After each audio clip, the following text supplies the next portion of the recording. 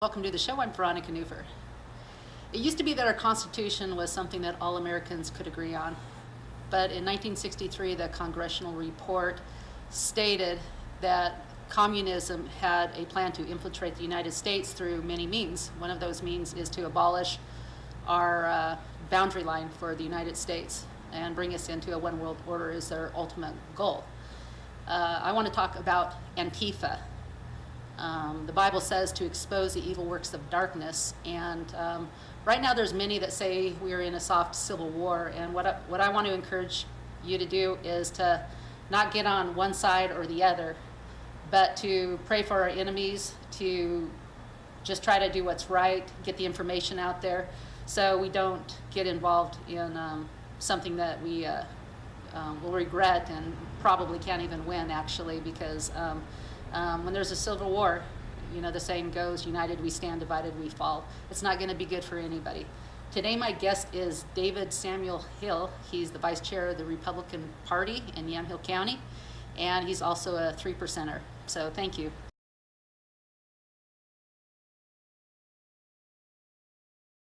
How is Antifa in all these different countries acting up in this way unless it is part of a bigger plan, a bigger picture, a bigger, there's something big going on with the Antifa movement. What is Antifa doing all over the world, all around the world? If there wasn't some incredible coordinated effort, most likely by George Soros and I'm sure other New World Order people. But this is a plan to put everybody in the world under the thumb of the New World Order. So those who are Christian, have heard the mark of the beast, term, and it's when we're in the control of the system that's a New World Order that's really their life isn't gonna be better, and so we're trying to resist that. So when you bring up that point of Antifa being all around the world, it makes me think of several things. Back when Obama was starting his, he mentioned the Civilian Security Force, and then he started, where is it? Community organizing. Mm-hmm. And this is all community organizing. Anyway, there's 3 points. I got this offline several years back because it's about you. Find an event near you. Join a local organization group. Get trained on community organizing. It sounds all good if the community organizing is truly good. But they bring up 3 points. Find, join, and get trained. Then you go up to this, this United Nations page, the exact day I saw this, and it says connect, learn, and act. Connect with other young leaders, learn the tools for change, act and make a difference. Connect, learn, and act. They're very similar. And I think what we have is a worldwide community organizing event going on with people that don't mean freedom. Mm-hmm. So, anything you want to comment? Is there not an open borders society, and is that not tied directly to George Soros, and doesn't that funnel money globally? Yeah. I think that right there, if you look into it and trace the money and trace the connections, you'll discover that there are what they call grassroots organizations that are local, that are tied to national, that are tied to international societies, and they're being funded by big people like George Soros. Mm-hmm. And they end up pushing an agenda of which Antifa picks up and also gets funded for. Mm-hmm. But then on the other hand of it, we have a mayor and we have a governor that seem to be enabling it through their own inactions or their own resistance agenda, or this isn't abnormal because this has been happening in other states too, where there's an event and the policemen don't defend the bystanders there, but they let the California's been huge, has had huge problems with it. yeah. So, I guess welcome to states with a Democratic governor that is willing to sell the United States out for a New World Order agenda, George Soros agenda. The Democratic Party isn't what it used to be. I've talked to a lot of Democrats who say that. It's just not, it's been bought and paid for. And part of the Republican Party is too, so, you know, we need to be very careful who you vote in there too. So, where do you see Barack Obama fitting in all of this, since he's the chief community organizer in the United States? yes, he is a chief community organizer. I see him heading back to his Chicago area and trying to rally support, but it does not seem to be gaining the traction, especially with President Trump. He's got jobs coming up. He's got, you know, the economy is doing really well. These things speak really well for Trump at this point in time. And you're not seeing Trump's numbers fall. You're actually seeing his numbers improve, even with all the negative rhetoric. So I think that those who are going to be pushing this open borders society or the resist agenda, which is popular with Antifa and this whole entire resisting, you're going to find it having a hard time getting traction unless they're able to spin up their propaganda machine, Right. and vilify somebody. That way they can spin up their stories. Right, and I think that's the idea, which is why they're trying to get rid of the First Amendment on you know, social media. So, serving communities and country, the Serve America Act. Have you ever looked into that? No, I have not. Okay, well, this is where I keep on going back to Barack Obama. I looked, I don't know where the paperwork went, but when he was president, it was very interesting. It was very well laid out, and this passed through the Congress. It sounded good if you're, you know, trying to get people, you know, youth in the communities to go pick up trash and to kind of help out, you know. That's a nice thing. That's kind of what it was sold. But there was so much more, such as letting us know if your parents have guns in their house, and it went so outside the Constitution. And they had a map, a list. On one side, they had what's constitutional now, and then on the other side, what Serve America Act, what they do. And they didn't hold to the Constitution. They were accountable to the president, and it said as much. This came from online, from their own source. So there was a rule and law in and of itself, and then there was the Constitution, and it was compared.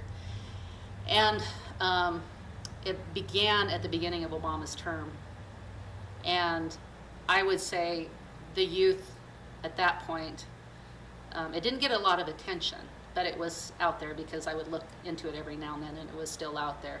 I think it was very quiet.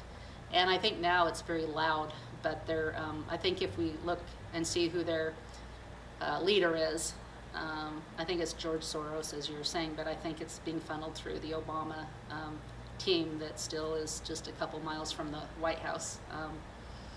Do you have any knowledge or any thoughts of that?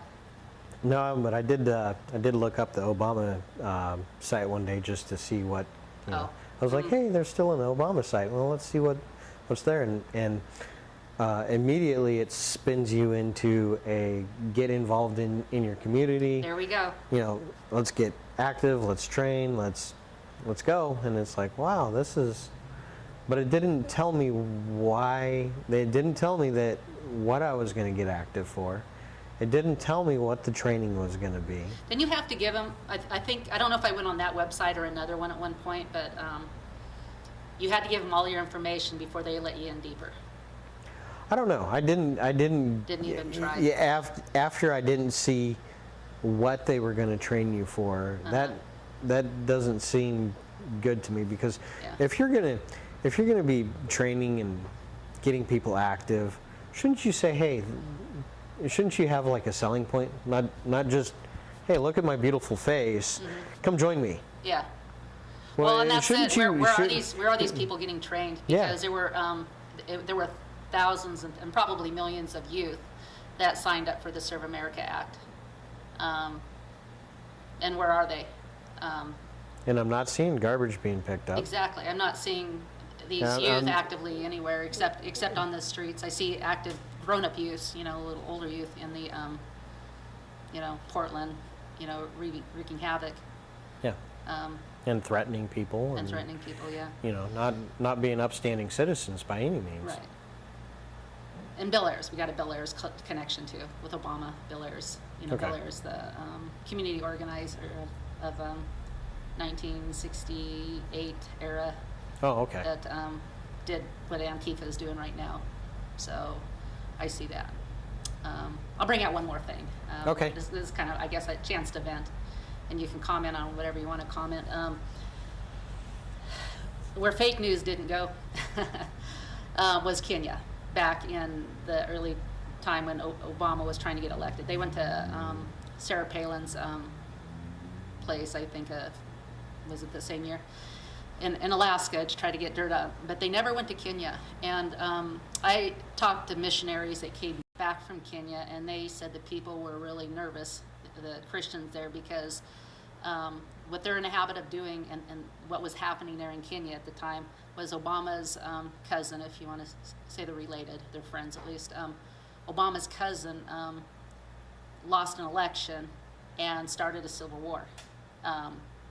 And behaving a lot like Antifa is, but they're in Kenya, so they're allowed to actually burn down churches and get by with it, and kill people and get by with it.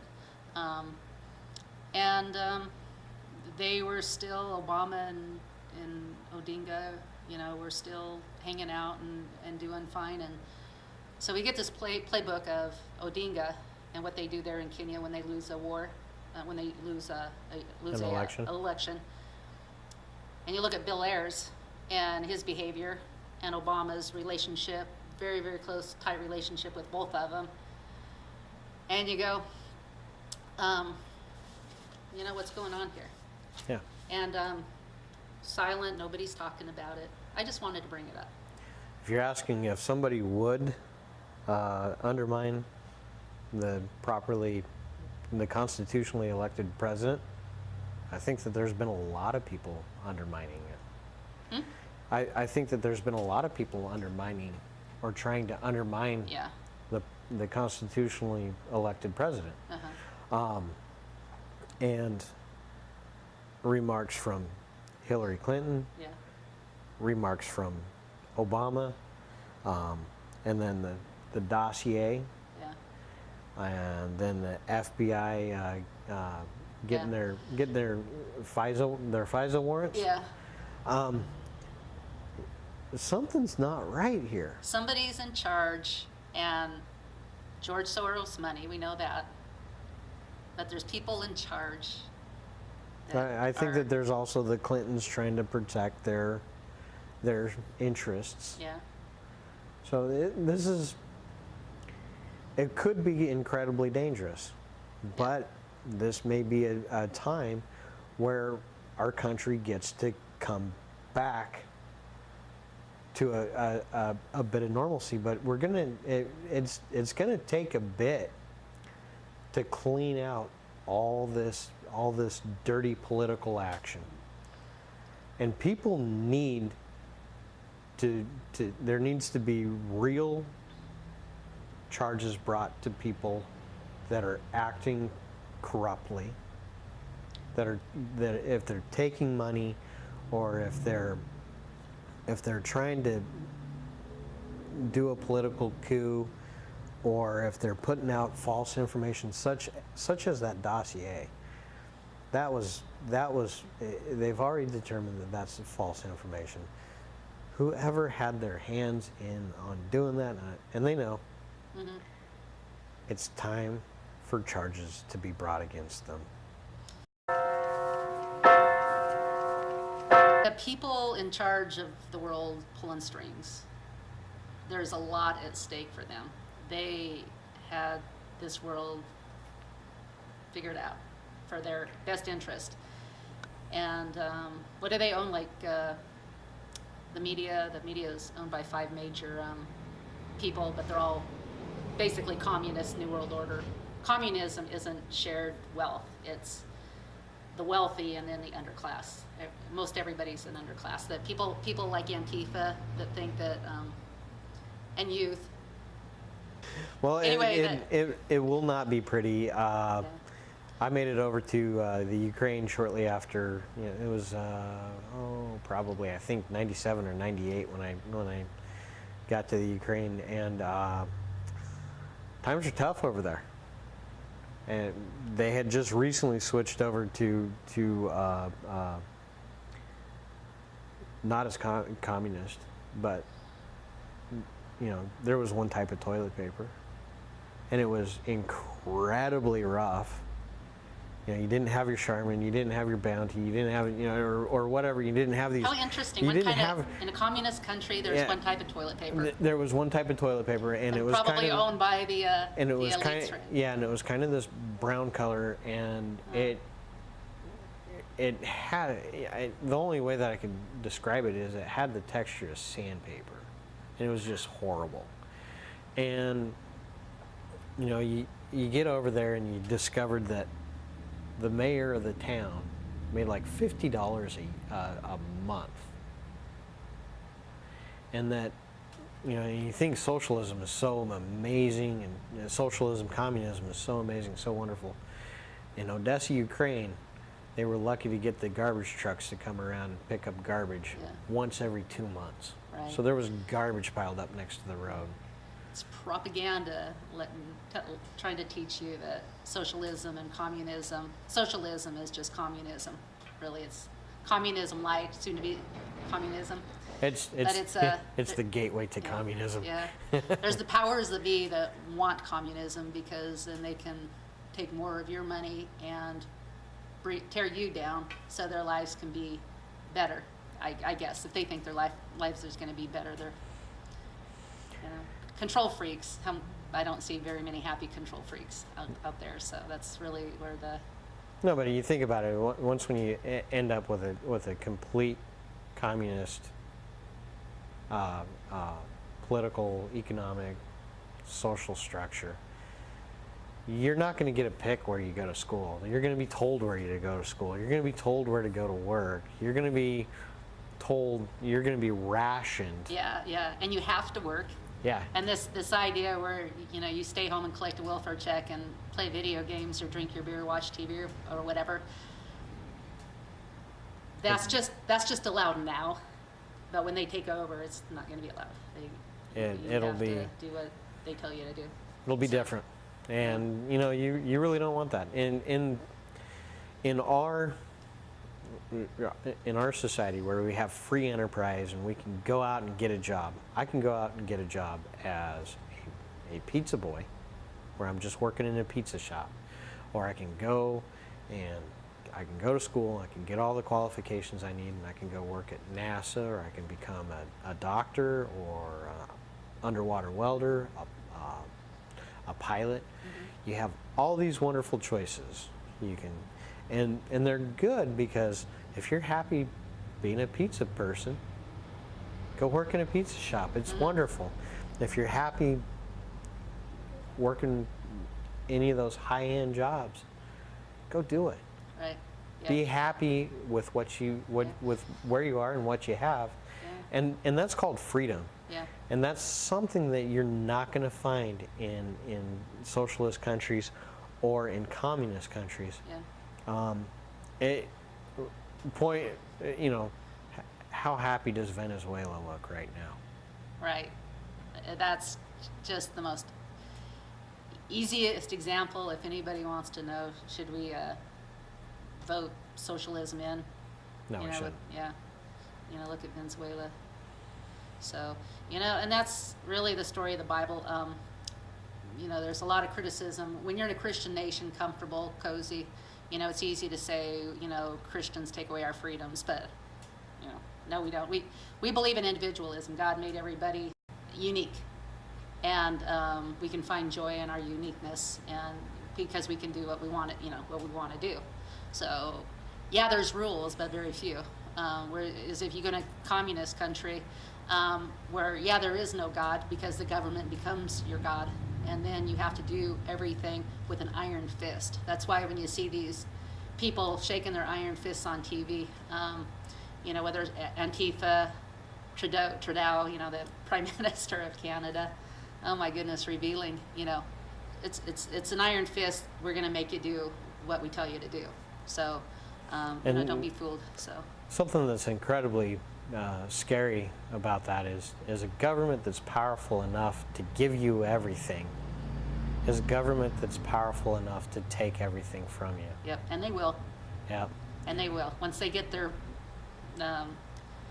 everything aligned where they want it to be, they will. Yep. So. Well, true power with the people is when there's liberty. Yeah. Liberty is freedom, and with that, people will flourish most of the time. Most of the time, most of the people will flourish. It's just a natural. People want to get up. They want to make their little chunk of their environment better, their house, their apartment, their whatever. They want to make it better, or that maybe they want to get a better house or apartment, a better car. And in a society that you have liberty, you have that option. Yeah. And in a society where you have the high levels of socialism or it's communism, you don't get a car. You get public transportation. It's not going to get better than that. Yeah. And you get told, this is when it shows up, this is when it leaves, be on it, get to work. Do you want that? Right. And at that point, you can't, there's no freedom to vote. You lost your freedom. And we just, at that point, hope that another United States of America type shows up to rescue us from the bondage. So we don't want to lose, we don't want to be in that bondage to begin with. Who would be the other United States type? It's not. Is there one out there? Jesus. That's oh. That's what Yes. everybody will hope for at that time, Jesus, right? When we're talking about this nation, a lot of people will say this nation is a democracy. No, this nation is not a democracy. This nation is a constitutional republic. We have a constitution that keeps our government in check. It gives them a very limited role. I'm not anti-government. I'm pro-government by the Constitution, of which has that limited and defined role for government. And within that, we are a constitutional republic, but we do have incredibly powerful democratic processes that we are constitutionally allowed to use to affect positive change in this country. Yeah. And that is, take a look at it. It's incredibly powerful, and it works. We have one of the best countries in the world, and it's because we are a constitutional republic. Right. Kate Brown, Governor Kate Brown, and George Soros, boy, she is treasonous for taking his money and his advice and letting him manipulate what we got going on in Oregon. We don't want that. And stay informed. Don't let the First Amendment and Facebook, just start dwindling away, because it will. We need to stand for freedom as long as we're allowed to stand. Let's do it. So thanks for tuning in. Thanks for coming. Thank you. Have a good week. Bye-bye.